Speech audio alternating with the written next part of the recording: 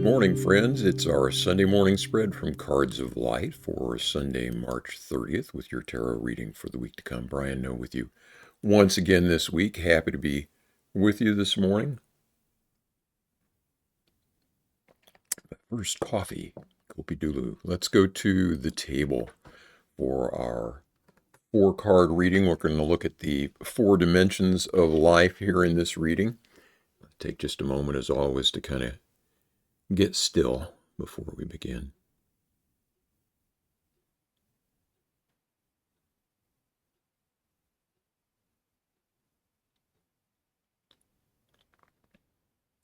Just a few breaths there and kind of getting centered down into the body just a little bit. A good way to begin things. Using the cloth deck again this week. Such beautiful cards. And looking at the 4 dimensions of life, starting with the physical. We have the 4 of Cups. The social emotional dimension, the Hanged Man. In the mental dimension, the 8 of Swords. This card has popped up a lot lately, it seems. And in the spiritual dimension, the Knight of Swords. Somebody is up in their head here, it looks like, with those swords cards. Okay. Let's take just a moment to look at the big picture, and then we will take these one by one.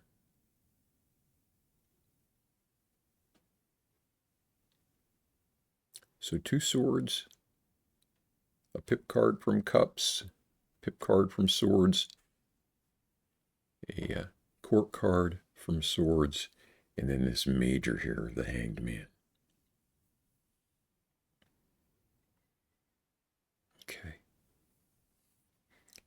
In this first position here, with the 4 of Cups, this is coming in the physical dimension of our lives. This card came up again recently. I can't remember the context, but physical dimension of our lives is about physical health, financial matters, our environment, and that sort of thing. All the very solid kind of material aspects of our lives. And this 4 of Cups is it is about having plenty, maybe having a little too much, but stability, certainly, and not having any want for our basic needs of life. I have a sense that this is about resisting temptation. Somebody is feeling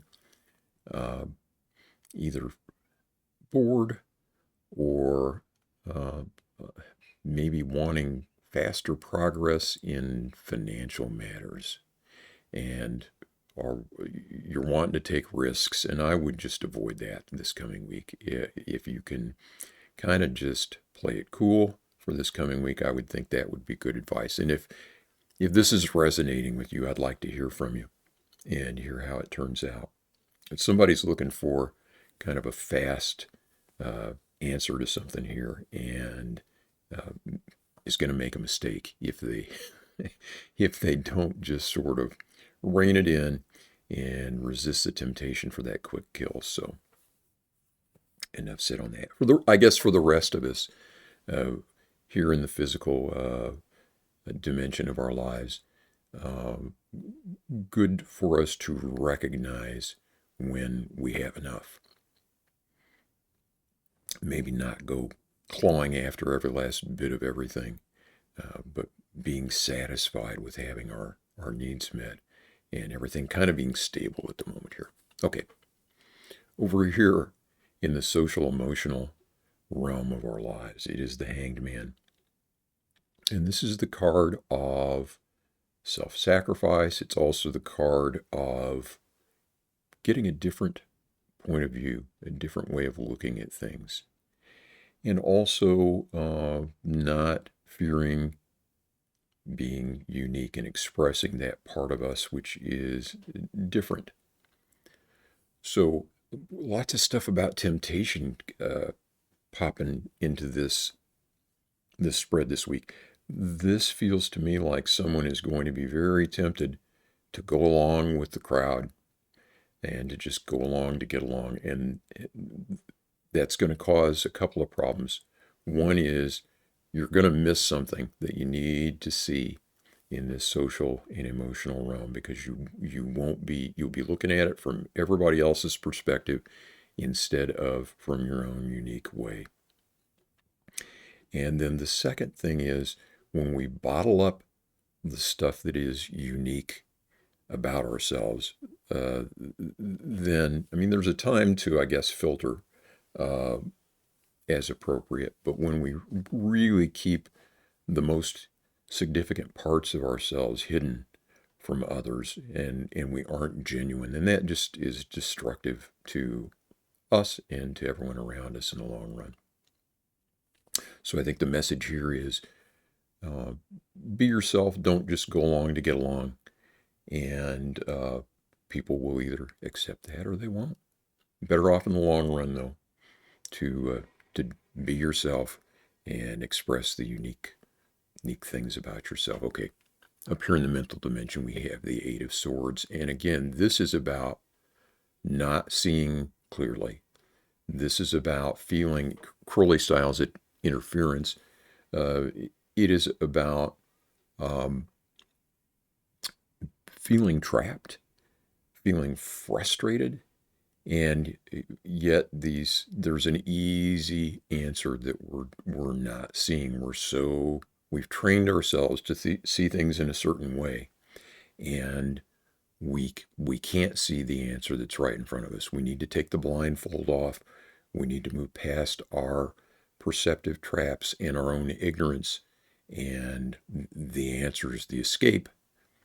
And the freedom is right there in front of us. And coming as this does in the mental dimension of our lives, I think we need some more information here. If we are faced with a problem that we're trying to solve, we need to move back. We need to look at the big picture, and we need to gather some more information and not be blinded by the things that we think we know. So just big, deep breath, step back, ask ourselves, what am I not seeing here? What do I need to know to make a better decision? And it should present itself. Okay, Knight of Swords. My notes on this card are: seize the day, but don't be a jerk. We need to take action as appropriate, but don't be hasty. And I think that's the message. And coming in the spiritual dimension here, this could be about kind of spiritual bypass. It could be about jumping into something without kind of duly considering it, that's going to have a lasting impact on our life and our legacy and our ability to bring to this world what we came here to bring to it. And so sometimes this card can be a signal to move right ahead, take action. But I'm getting the sense that today, that for this week, it's saying, don't be hasty. Don't go off half-cocked. We don't want to be in a ready, fire, aim sort of mode in this coming week. And boy, this fits in with the other cards here very well, especially this one, the idea of kind of resisting the easy, quick solution to something. And up here, making sure that we have the information that we need to make a good decision. This one, being true to ourselves and presenting that genuine self to the world and to the people around us.